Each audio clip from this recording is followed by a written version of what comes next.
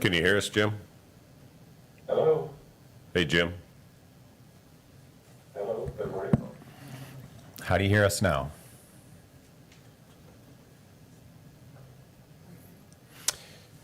How about in the back? Are we good? Okay, so we're good in the audio visual booth? Just waiting for Jim Force. I'm on. Okay, Jim Force is with us via remote. Good morning. We are at a Water Works Commission. It's 11:01, August 6th. And we have present, we have Watson. Oh, we're waiting for Joe Jean. We have Robinson and we have Denny. So we do have a quorum with Jim on the line, and we are expecting Joe Jean to arrive here shortly. So item number one, as we get going here, is approve the minutes of the June 25th, 2025 meeting. I would take a motion. So moved. Motion from Watson, second by Robinson. Any further comments on that? All in favor, please say aye. Aye. Any opposed? Aye. And we have an aye from Force, 4-0. Thank you. Moving on to item number 2 is the director's report on utility operations. Got a host of items here to report on, and I'll turn that over to Eric. Oh, Mr. Robinson. I meant to ask it during the minutes, but it can be under the utility operations. We had two different schedules for the meters for the depreciation. You were talking, in your report, you talked about replacing them every 10 years, but then we depreciate them for the purposes of the sewer utility over a 20-year period. Why would we depreciate something over 20 years if it's got a 10-year life? The new meters have a 20-year life. So The old those are meters what we're had a depreciating. 10-year, yes. Okay. Yep, All right. okay.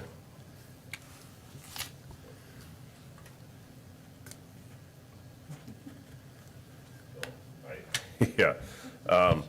So until, we get them all replaced, we're kind of working with two separate Books. lifetimes. Yeah, okay.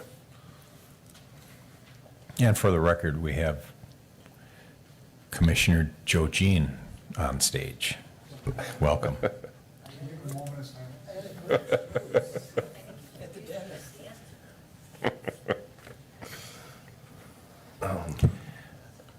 All right, Mr. Jean, we're on the director's report, and it's in Eric's hands. There's quite a few items on there. If anyone has comments, discussion on that item. So the first two items are really just updates for the commission, just reminders of meetings coming up and what's going to be discussed. One is the committee of the whole meeting on August 19th after the council meeting. And that's discussion on the lead service line replacement ordinance. No decisions will be made that night. That'll be a discussion and information session. Horsley Witten will be there to provide a presentation to the committee of the whole on information, and be there also to answer questions.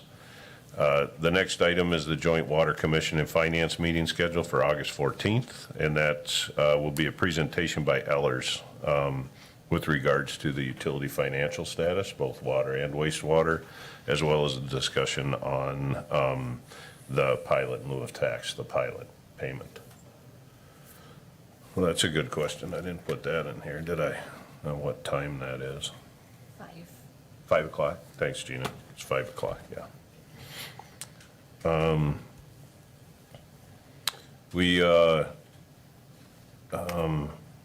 The August 19th council meeting as well, should be final approval from the council to bring forward the additional staff that we had proposed for the utility, adding 2 at wastewater this year and 1 at water.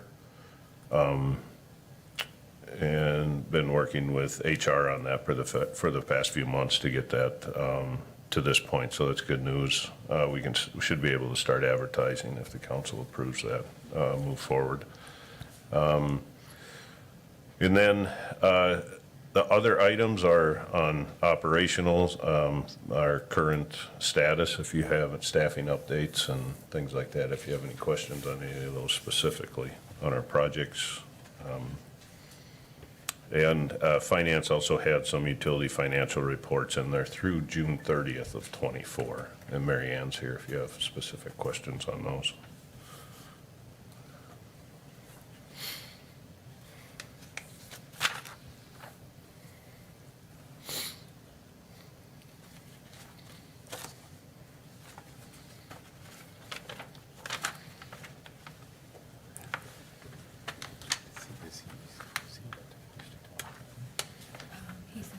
I thought I saw Jim Force light up there.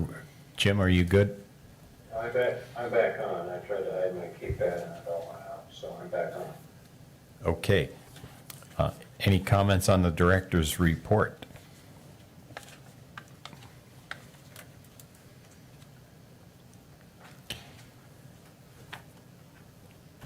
All right. Okay. Seeing none, we'll move on to item 3. And item 3 is the CIP Community Infrastructure Partners Construction Update. Did you have something for that, or were you going to wait to see if they show up here yet?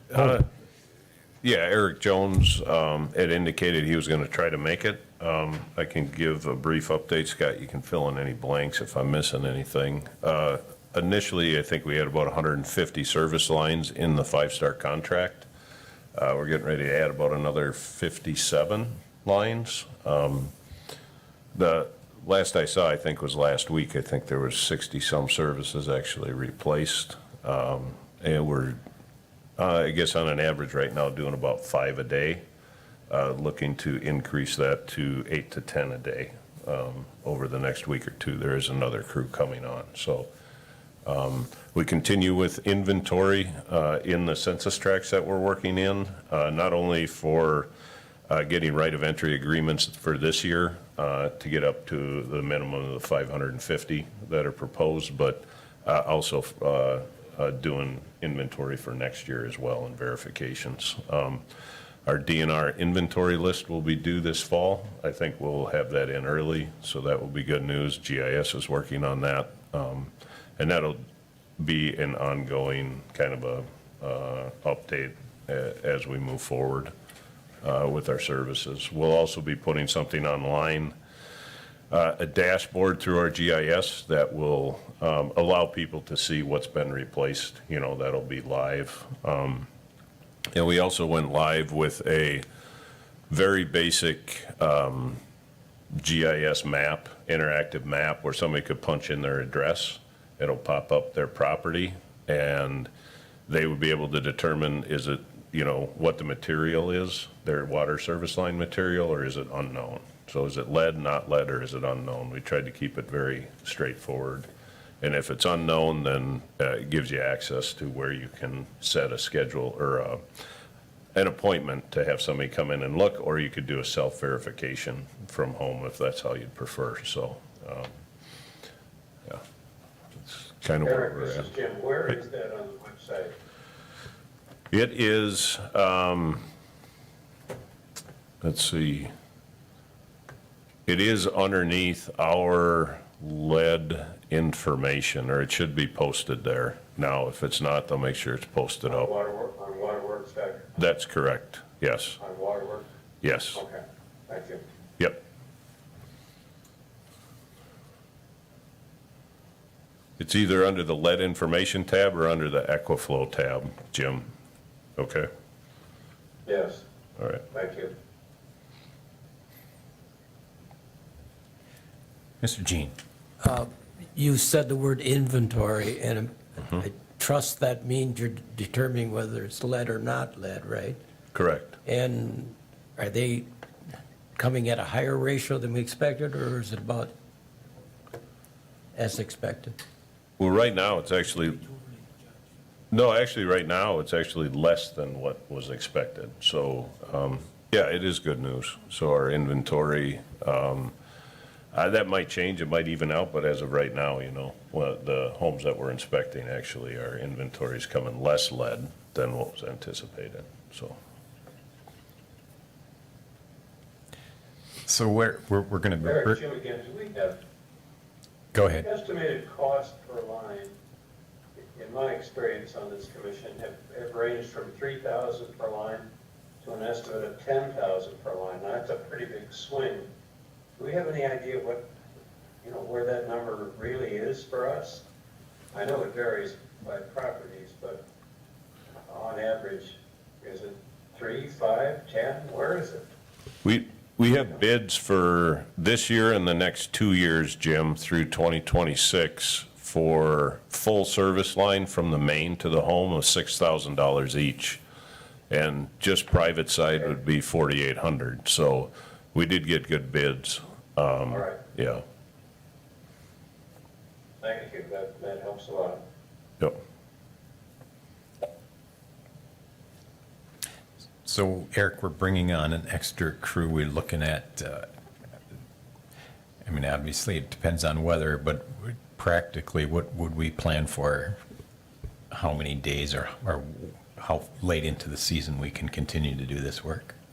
Well, I think, we'd like to see our work completed by the end of October, just because November brings, we're not quite sure, weather-wise. But we have worked into November with excavation work. It's the restoration that becomes a little bit of a problem and has to, a little bit more work in the spring. But our goal right now is to be done by the end of October.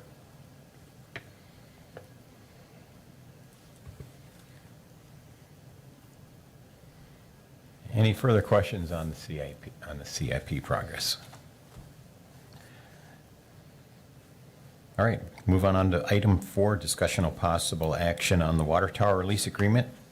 Go ahead, Mr. Robinson, hanging Chad. So you were looking at the 2024 work. When do they give us a schedule and a proposal for 2025, and when do we need to act on that? We've already made the application to the DNR, obviously, for 2025. The DNR is expecting their funding list out in September, so hopefully that happens. And as of right now, they're just gathering inventory right now for 2025, identifying lead service lines. But the census tracts that we're working in are similar to what we're working in this year. So are you optimistic relative to funding for next year? And do we have any carryover funds that we can apply toward projects next year? Well, that's part of the challenge, because the DNR hasn't awarded any of their lead service line funding yet statewide. So Right. everybody is getting pretty frustrated, because every municipality is starting to, incur costs for that, and they had to start, some of them delayed construction, hoping that they would close on those. Those frustrations have been expressed to the DNR, but for the Safe Drinking Water Act, they would require those closings. I think the deadline would have been like September 23rd, but they're already telling us that they'll start giving extensions on that just because of the process. And so, I mean, we actually might see the funding list actually for next year before we actually, close on the loans For this year. for this year. Yeah. So, certainly hoping that next year goes much smoother, but there's some frustrations there on the state side that's very, very slow this year. Yep.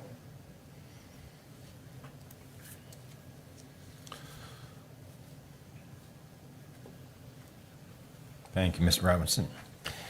Moving on to number 4, discussion and possible action on water tower lease agreement with Sprint Spectrum, T-Mobile.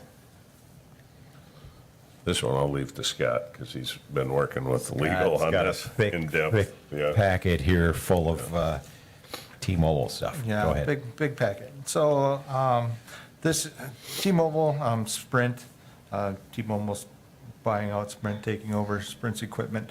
They want to remain on our tower on the west side of town. This is their keep agreement. So we started out, I worked with Ann Jacobson on this with T-Mobile for probably the last year and a half or so. This is what we came to. This is what was negotiated out.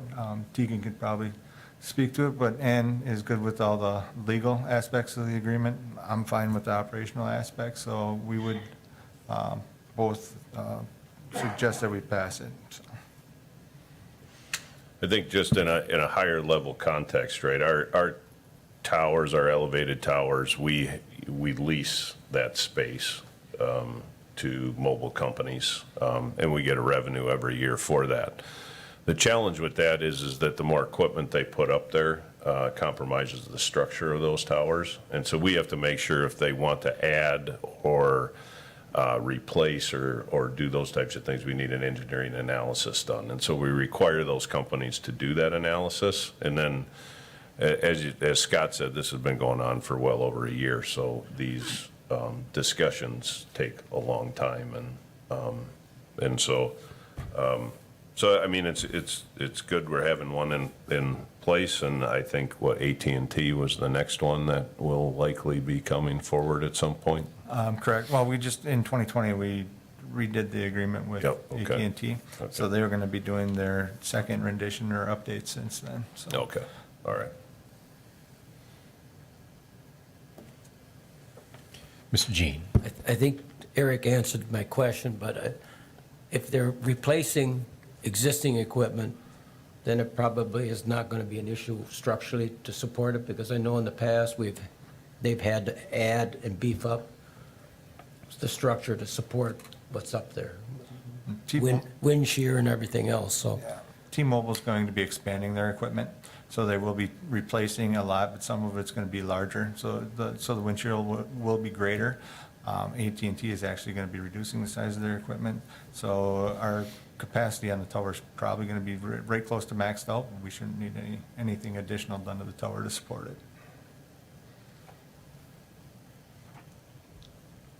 All right, thank you. Without further discussion, I would, I don't know if we entertained a motion. We'll entertain a motion to accept the agreement for the T-Mobile lease on our water tower. Also move. Motion from Jean, I have a second by question Watson. afterward. Mr. Jean. Go ahead. My question is, what's our total revenue off the reservoir, or off the tower? Total revenue, this is going to be for $36,000 a year. I believe AT&T is going to be moving next year to $42,000 a year. They're at 38 currently, so 74, 5. Thank you. Any further discussion?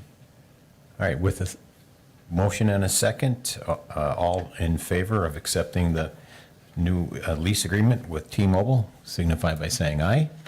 Aye. Any opposed? And that would be a 5-0 vote. Thank you. Last item is discussion and possible improvements to the consumer confidence report for improved communications with our customer. So you'll see in the packet, the fifth item is a copy of the Wausau, City of Wausau newsletter, Wausau Works for You, and in that was included The CCR, the last one. the last, right behind that is the consumer confidence report. And that goes out in the newsletter, correct? Correct. This is Jim, if I could have the floor. Mr. Force, for a moment on this. Mr. Force, go ahead.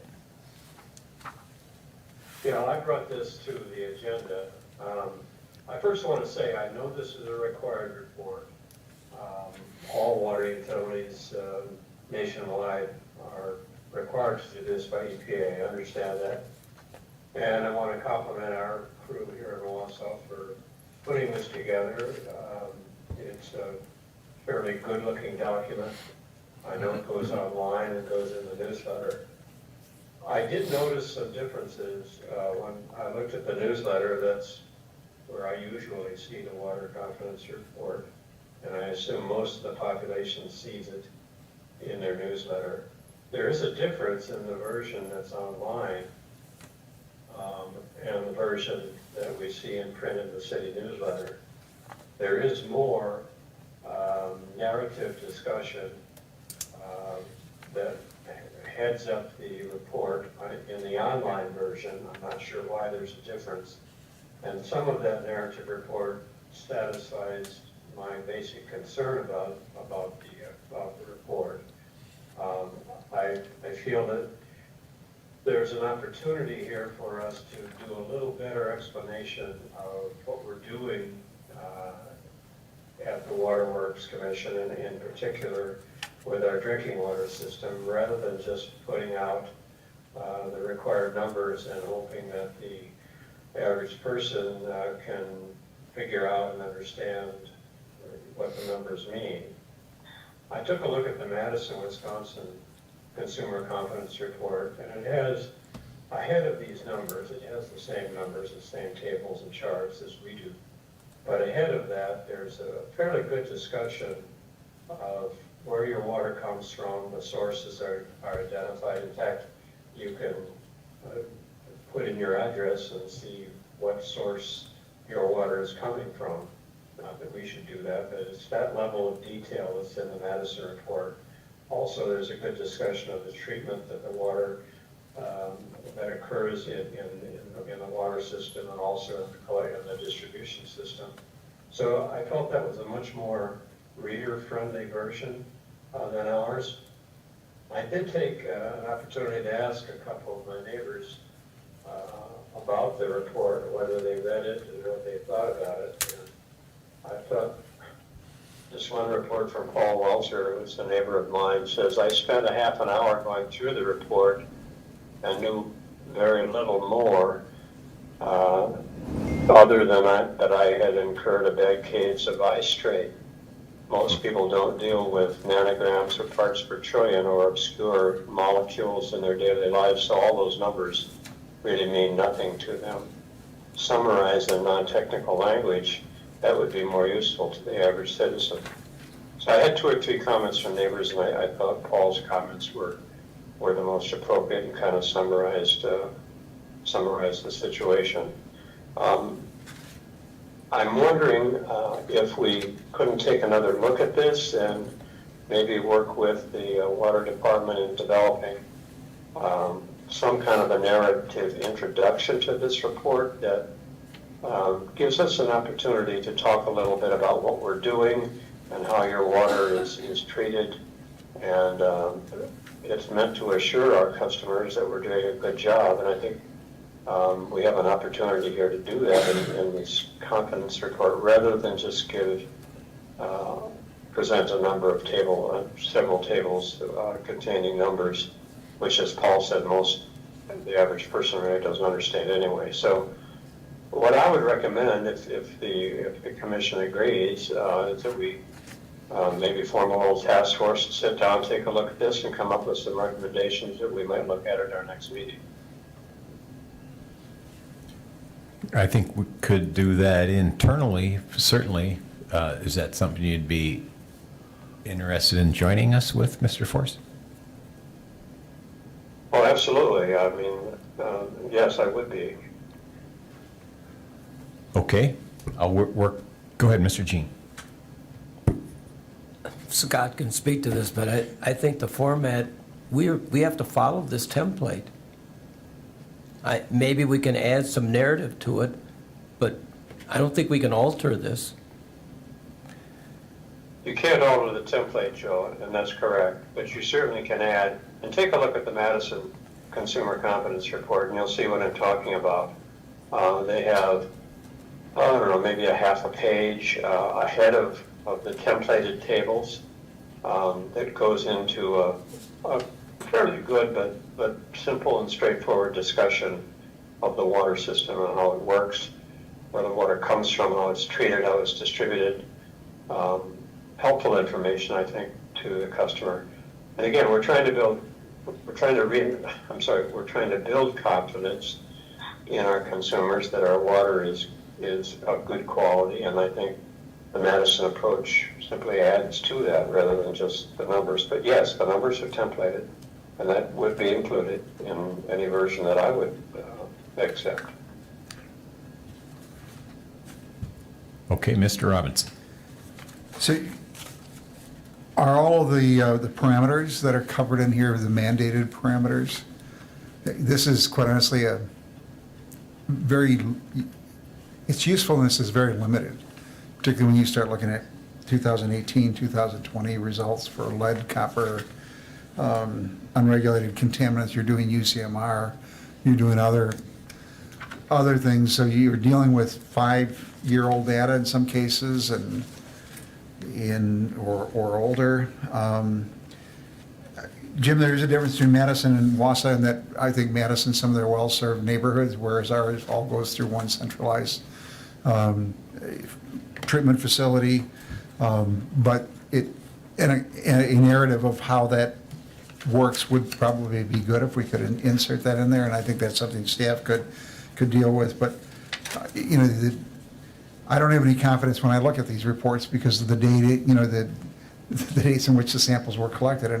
And many of the contaminants of concern are expressed in scientific terms, and the public has no idea what HAAS parts per billion or HAA 6BR and other things are. So while it's a requirement, we're meeting the requirements, it's not enlightening or beneficial. And perhaps we could share that with the state that they might want to look at updating the confidence report data. Now, there's a good idea.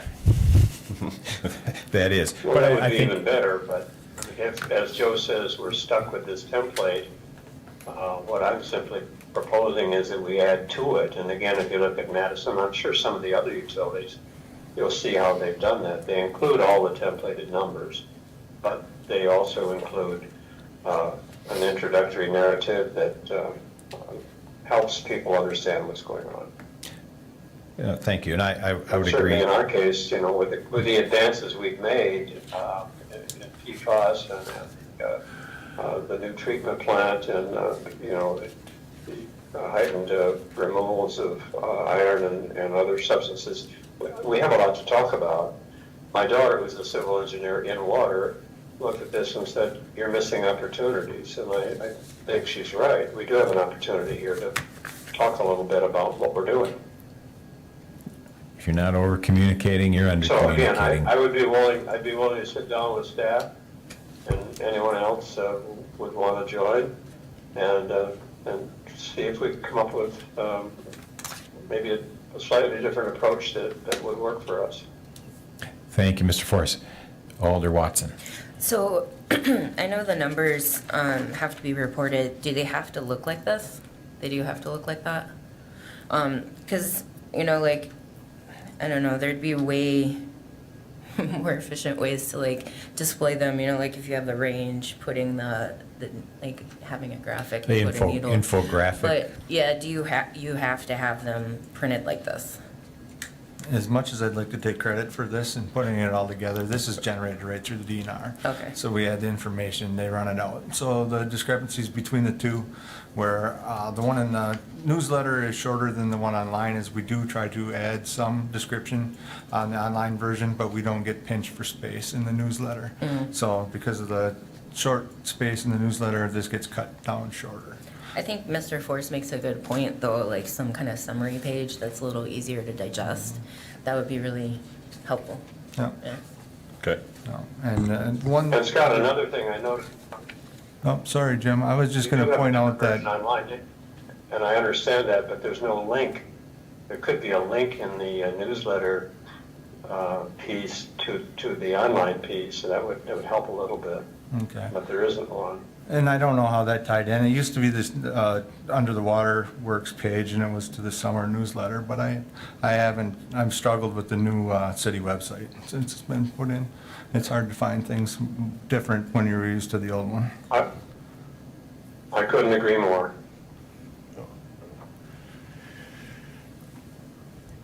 Mr. Jean. I have a question about the THMs that are reported. They seem higher than previously. I thought we were hovering around less than 10 parts per billion. And I assume we're still using chloramines for disinfection. We are still using chloramines, and these would have been at the old plant, and I'd have to look back and see where we were at with the levels, but Still. yeah. It's still well under the standard or MCO. Thank you. And Mr. Mayor, Yes. I think I went to the newsletter area, and it looks like we just have the 2022 on there. We don't have 2023 yet on the Wausau Water Works. The quality report, I think this thing. To the link to the newsletter noticed or that in the, too. on the Wausau Water Works? It's Okay. the 2022 one is the most up to date Okay. online. Okay, all right, thanks, Sarah, we'll update that.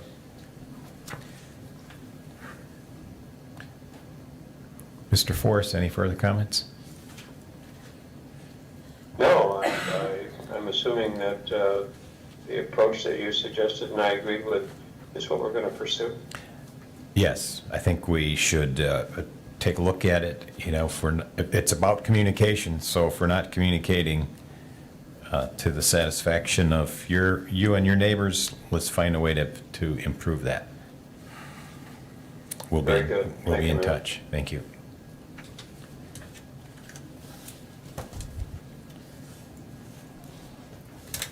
All right, we're coming up to adjournment, but we do have, we have the next meeting scheduled for September 3rd, 11 a.m. Everyone good with that? All right, I would take a motion to adjourn. Motion from Watson, second by Jean. All in favor? Aye. Aye. And no opposed. See you, ya. Jim. Thanks, Jim. Thank you, everyone. So we're unknown for our road service center. It was built in '86.